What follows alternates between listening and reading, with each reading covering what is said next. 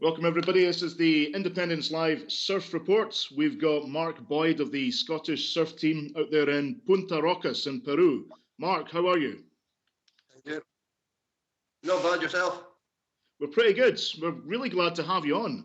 You know, there's not been any real mainstream coverage of what you're doing out there. So can you let us know, how are you getting on? We've unfortunately all been eliminated from the competition now, but we had a successful first couple of days. A couple of us made it through a couple of heats, so we're all.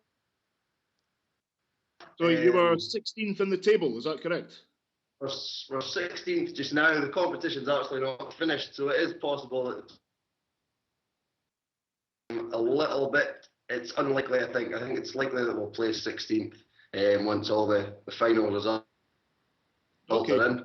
The last day of competition will be tomorrow, so it'll all be confirmed tomorrow. Excellent. Okay. So, I mean, how strong is the surf culture in Scotland? The estimate, there's about 10,000 people participating in surfing annually in Scotland. So there's actually quite a big surf community, and surprisingly, most of it's focused around the Edinburgh area, down that stretch of coast down by Pease Bay. Is probably the busiest area for surfing in Scotland, although most people relate Thurso, where I live on the north coast, mostly with surfing. But so there's surfers all over Scotland, in the Western Isles, down the east coast, the north coast, even up in Orkney and Shetland as well. So so the surf culture is pretty strong in Scotland, and our waves definitely don't lack exposure in the surfing media. Definitely. So people associate from all over the world associate Scotland with big, cold, good waves. So it's good that we're kind of representing on the world stage now. Yeah, as much as the waves are. Yeah, okay. Is there a surf infrastructure in Scotland? I mean, is there any actual support for, in the way that you have for other mainstream sport? I mean, the Scottish Surfing Federation has been in existence for about 40 years now, but it was only last year that we actually got our official national governing body status from Sport Scotland. So it was a lot of paperwork. It's quite a stringent process to get that done. I'm on the committee of the Scottish Surfing Federation, along with William Watson, our president, who's here with us in Peru just now, and Alan Harper, the treasurer. So yeah, we've got all that in place. We've got our national governing body status, and that's allowed us to get back to competing internationally. Okay. I mean, there wasn't much reported about what you were doing, but what we did hear was that you declared some kind of UDI, some unilateral declaration of independence from the Team GB. I mean, what happened there? It wasn't is always kind of been in existence, but the last put an international competition, which was actually just the European in the 90s, and then the Scottish Surfing Federation didn't actually exist for a while, just due to lack of involvement from some of the surfers keeping it running, and we got back up and running in 2005, I think it was. So since then, it's just been getting things in place, like our national governing body status, so that we can get back to these kind of competitions. But it's obviously the first time. I mean, historically, a British team did compete at the ISA World Games. But I mean, we noticed that Hawaii, like Hawaii and Puerto Rico, competed independently, and we brought this to the ISA's attention that we would like to put a team to the International Surfing Association World Games that we're at just now, and they actually highlighted that there's an associate member category for situations specifically such as Scotland, where you have a country that compete in other Olympic recognised sports, like we do in football and things like that. So if you already have teams at other sports, it allows you to then go and compete at the ISA World Games. Was it in any way a political move, or was it really just a case of identity? I mean, no, it's more to do with just that was the consensus of the Scottish Surfing Federation members. It was spoken at one of our AGMs, and everyone present. It was unanimous that everyone would like to see a Scottish team put forward. So yeah, that was. I mean, opportunity to go and compete at this level. So it's an opportunity worth taking. I'm sure you'll agree. Definitely. Is it more of a buzz when you're holding the saltire as opposed to holding, the British flag? Or is there any difference? Oh, absolutely. I think everyone here feels that way. It's definitely nothing better than representing your country. So, for sure. Nobody there's not actually. I mean, the surf industry in the UK, I suppose, is kind of centralised down in the Cornwall area, and there's not really many Scots who make it down to travel in British Championships or anything of that sort. I mean, there's no full-time professional surfers in Scotland at present. I suppose the apple doesn't fall far from the tree in that kind of sense, and that most of the professional surfers in the UK are based in that area. So I mean, people not being able to travel to these kind of competitions, there hasn't actually been a Scot in the British team from as far as I've been aware. So, so it's a great opportunity for everyone to get this kind of experience, and we'll just build on it year by year. And in a few years' time, hopefully, we'll be challenging some of these nations that are more associated with surfing, I suppose. I mean, definitely. Is it an area that you think that maybe perhaps even the Scottish government needs to pay some more attention to? Just given, as you were saying there, I mean, the actual waves that we have in Scotland. I mean, Scotland must be a great destination for other surfers to come. Do you think we should be hosting the ISA World Surf Games in a few years' time? Well, I mean, we actually did host there's two bodies for surfing. You've got the ISA, the International Surfing Association, who govern the sport of surfing and the rules, and they're more the amateur side of surfing. Then you've got the ASP, the Association of Surfing Professionals, who have the world tour. So the guys who get paid the big bucks are in the top 33 of the ASP World Tour. And we actually hosted a 6-star world qualifying series, which is the qualifying for the ASP World Tour. So pretty much the second biggest kind of surfing competition you can get internationally. And they had that in Thurso for about 6 years.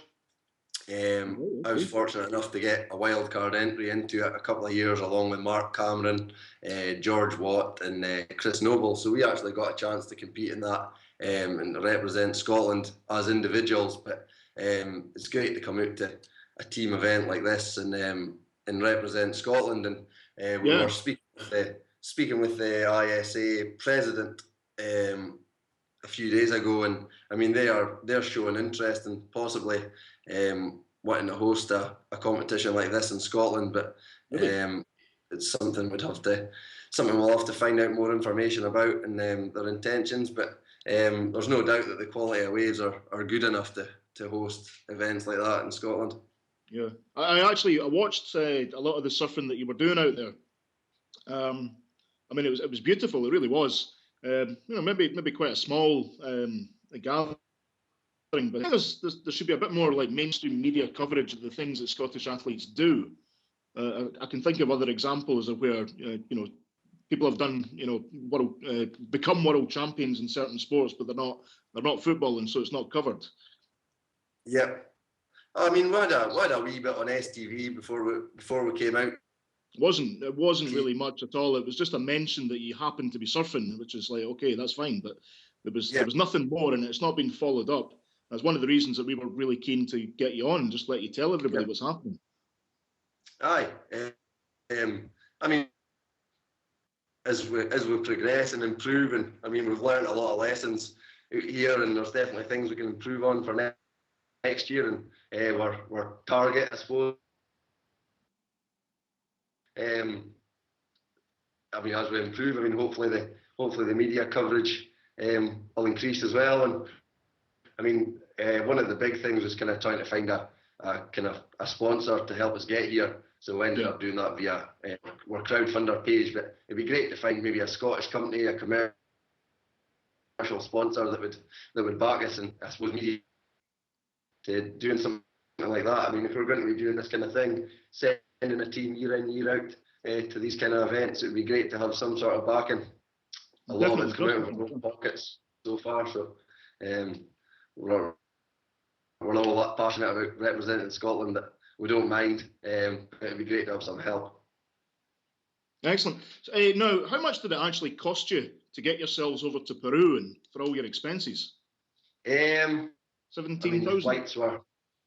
I mean, for the whole lot of us to get here, and it's not far off that.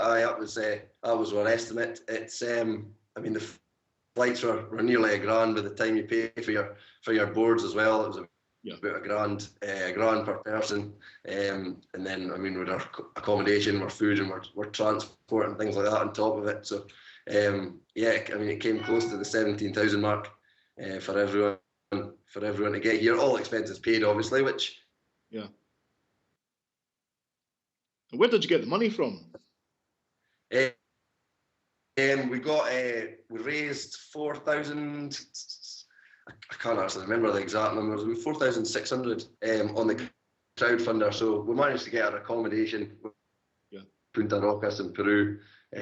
So we managed to cover that with the crowdfunder, as well as all our entry fees and our membership for that were all quite expensive. So that all came out of the crowdfunder, and I mean we've had a few team meals.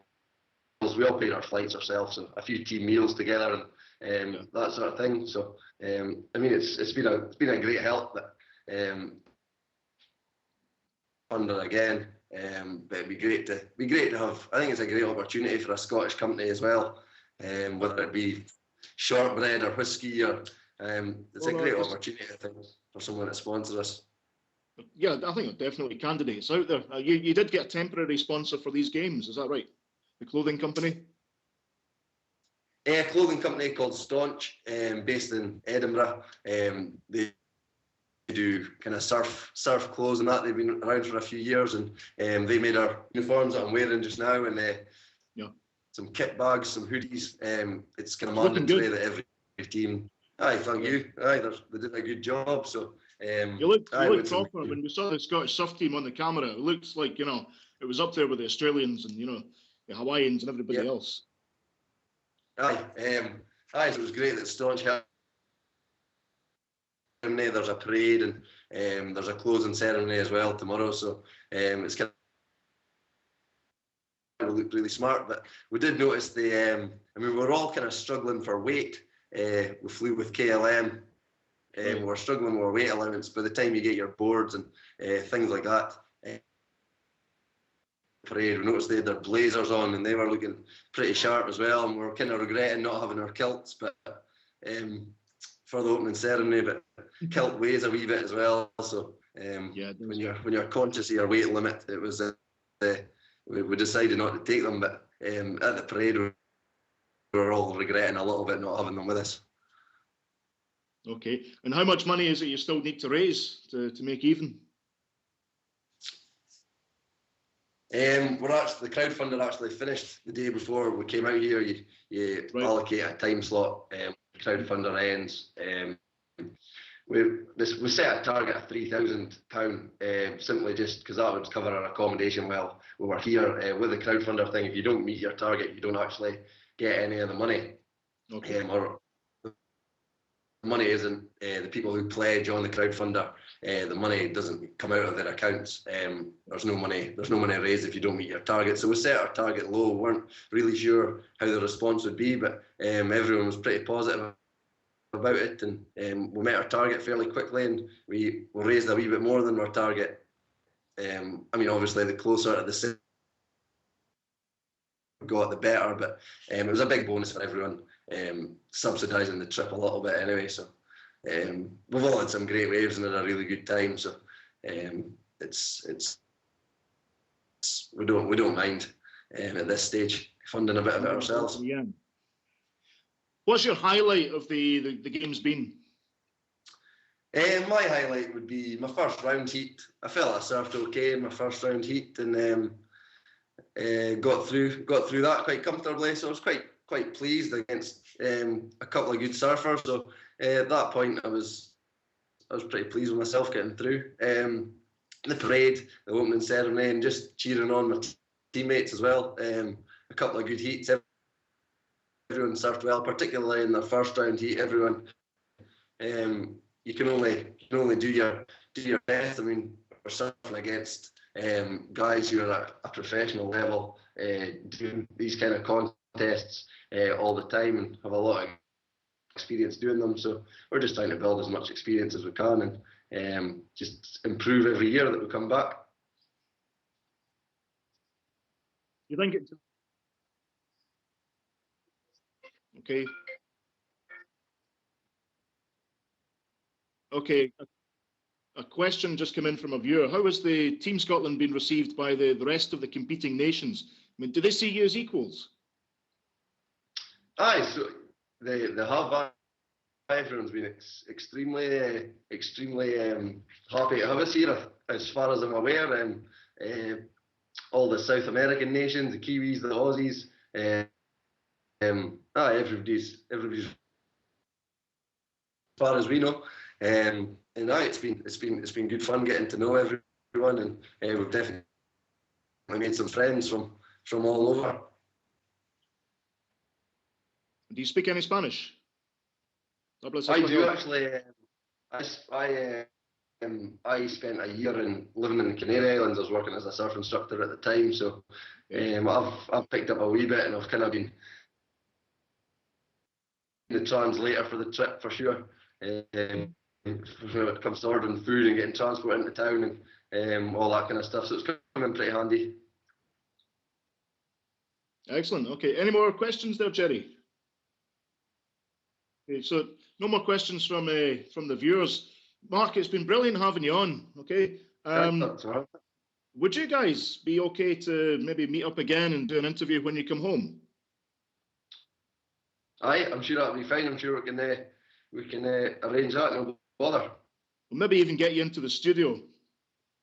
Right. Oh, where is it you're based?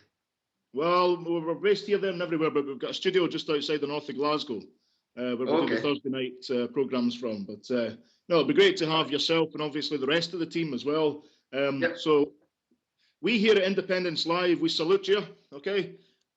And we wish all of you the very best. Pass on our regards to the rest of the team, okay? Because you've all done a fantastic job out there. You've represented the country immeasurably. And hopefully we're going to speak to you soon. Aye, speak to you soon. Thanks again. Okay, Mark. Thanks very much. Hasta luego. Okay. Cheerio.